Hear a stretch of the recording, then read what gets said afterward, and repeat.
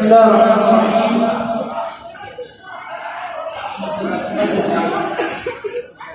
تعالوا بعد اذنكم، معلش اتفضل بس ممكن نقرا الفاتحه بس لابويا قبل ما نعمل اي حاجه؟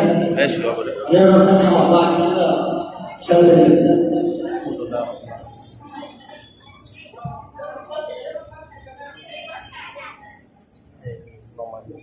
الله يرحمك عم حسين، الله يرحمه ويرحمنا جميعا. بسم الله الرحمن الرحيم.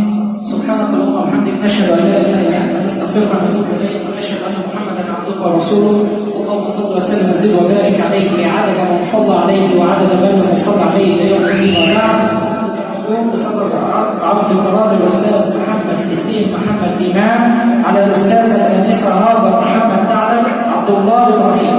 نسال الله تبارك وتعالى في البدايه ان يبارك للعروسين، قولوا امين، وان يبارك عليهما وان يجمع بينهما في خير. يقول تعالى من اياته ان خلق لكم من انفسكم ازواجا لتسكنوا اليها وجعل بينكم موده ورحمه ان في ذلك الايات لقوم يتفكرون. يقول النبي صلى الله عليه وسلم اذا جاءكم من ترضون دينه وخلقه فزوجوه، الا تفعلوا لكم فتنه في الارض وفساد كبير.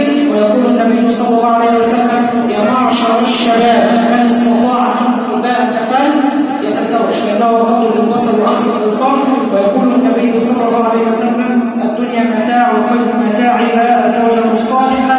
نسأل الله سبحانه وتعالى في هذه الايام المباركة وفي هذه ونحن مقبلون على العشر الاواخر من رمضان بان يبارك في الزوجين، امين، وان يتقبل منكم ومنا الصيام والقيام وسائر الاعمال. امين.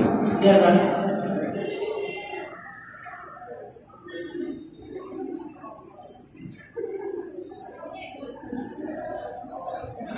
بسم الله والحمد لله والصلاة والسلام على سيدنا رسول الله صلى الله عليه وسلم.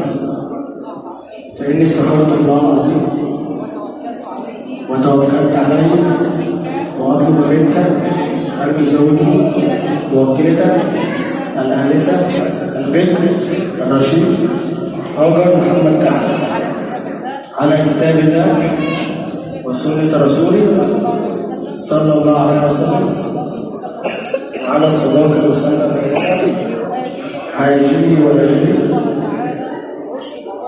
وبشهد الله تعالى ثم الحضور على ذلك والله خير الشاهدين.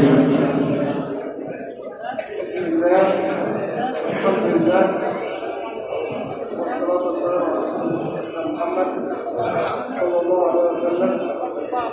استغفر الله العظيم وتوكلت عليه وزوجتك هاجر محمد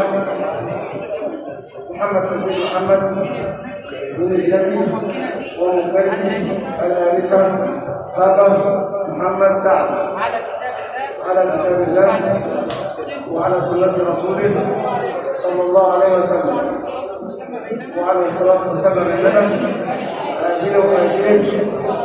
وأشهد الله تعالى ثم الحضور على ذلك والله خير الشاهدين.